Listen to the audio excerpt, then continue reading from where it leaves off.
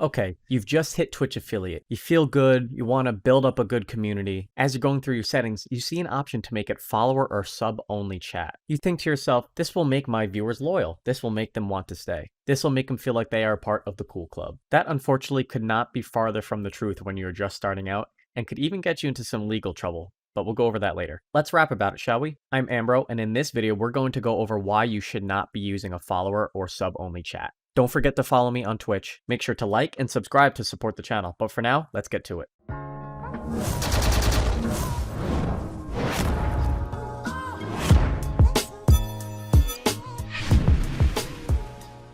I remember when I first saw this option for Twitch, and I remember thinking to myself, is this a good idea? My initial thought was, I wonder if this will make people want to stay. These are the questions that you should be asking yourself when you're setting up your channel. I'm sure that there's a certain demographic of people that appreciate the sub or follower only chat, but we'll go over that later. But when you're first starting out, you need to be as open and welcoming as possible if you want to grow a community. I've said this for basically every video that I've put out, but there are 3 reasons why someone is going to come watch you. Because you're good at a game, because you're knowledgeable about a topic, or because they want to come for you and they come to see you and engage with you and your community. If you make the chat follower only, how in the world is someone new supposed to get a chance to know you? You build rapport with your community by chatting to them, by talking. That's what it is. I've gotten to know what my community does for a living. I've gotten to know how many kids they have, what job they do, all just by interacting and chatting with them through the stream. I make it my business to learn as much about my community as possible because they are my family. They're my home away from home and a place of love and friendship. My goal is to grow a community from the ground up based on love, support, having a safe environment, and for people to meet each other. But through all of my networking efforts and outreach to grow my community, if someone does come by to the stream and I had follower or sub only chat on, they can't do that until they do something that is perceived as support. All streamers know that there are a lot of empty follows that come with this. People who will follow and then never come back to the stream. And it's fine, it's natural. I don't care if you do that or if you don't really. I mean, if the big streamers had every single one of their followers watching their streams all the time, they would have millions of concurrent viewers all the time, but they don't. In real life, I don't ask for something like a follow in order to have a conversation with you. That seems so ridiculous when you break it down like that, right? If I'm at a party with some friends and someone new walks up to me and tries to introduce themselves to me, and I say, well, hold on there. You have to get me a drink, or you have to get me a snack until we're allowed to have a conversation. That's basically what it's like. In my honest opinion, especially as a streamer who's just starting out, it's rude to have a followers only chat. I'm by no means telling you what to do, but that's my honest opinion on it. No one should have to follow you or sub to you in order to just say hi. Follows, subs, bits, shoutouts, hosts should all come from genuine organic love and support, not because of requirements. And this goes even more so for subs. If I have to pay to talk to you, you can already see how that looks. I know some of the big streamers like NickMercs do it, but when you've already put in the work and you've hit that level of success, it's entirely your prerogative. This entire video and this entire opinion you should take with a grain of salt. I say it often that content creation is about experimentation, but I've seen what works for me and I've seen what has worked for other streamers, and follower only chat is just not one of those things that has helped us. If I go into a new streamer's chat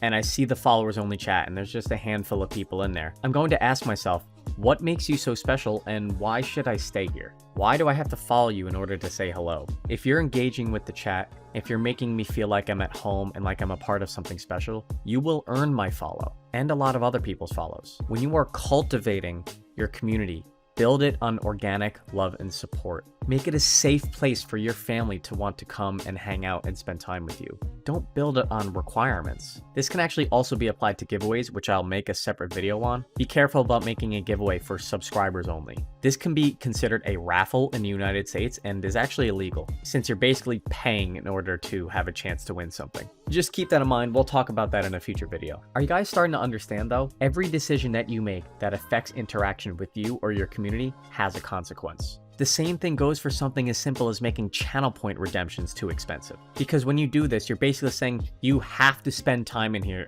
in order to get the good stuff. And don't get me wrong, I understand the feeling of wanting to make your communities feel cool and feel like you're a part of something. Don't get me wrong, I understand the feeling of wanting to make your stream and your community the place to be. But these kinds of methods actually have the opposite effect of what you think would happen. Think about it this way. When a video game developer and publisher make a full-priced $60 or $70 game and then have a battle pass or something on top of it for $10 extra and then another $20 extra to get some exclusive content, it usually flops because they're putting in a massive barrier to entry. Sure, you may give those few who are able to afford that a sense of superiority, a sense of being cool, and like you've got all the best stuff because you paid for it. Well, what about the vast majority of people that chose not to because they'd rather save their money? You may give those few people a sense of superiority and coolness, but in reality, you're alienating what would otherwise be a much larger player base. Look at the success of games like Fortnite, Apex Legends, Among Us. These companies have made the barrier to entry non-existent or so small that it is so inviting that people can't help but try it out. It's a numbers game for these companies, right? It's the law of averages. The more people they can get to try out the game, the more people that are likely to actually find out they enjoy it and stick around with it and play it consistently. Those people are then more likely to pay for the battle pass and support the developer or the publisher. Sure, making a game free to play can lead to things like hackers and cheaters in online games, which is just a whole different topic. But you see my point. Back to the streaming aspect of it. Not everyone can afford to subscribe, and definitely not spend every single minute of every day in your stream. I hate seeing that on social media when I see streamers complaining about, I hate when people come in and they only spend 15 minutes in my stream and then leave. Are you kidding me? Maybe 15 minutes was all they could afford to come in and they chose you. They decided to spend time with you and your community and support your stream. You should be grateful that they decided to spend that little bit of time with you. We have a finite amount of time on this planet. And if someone takes 2 seconds to pop in and use up their electricity, their internet service, and their time to come in and say hello, I appreciate you. For all the people that do that, thank you. Let me make this very clear.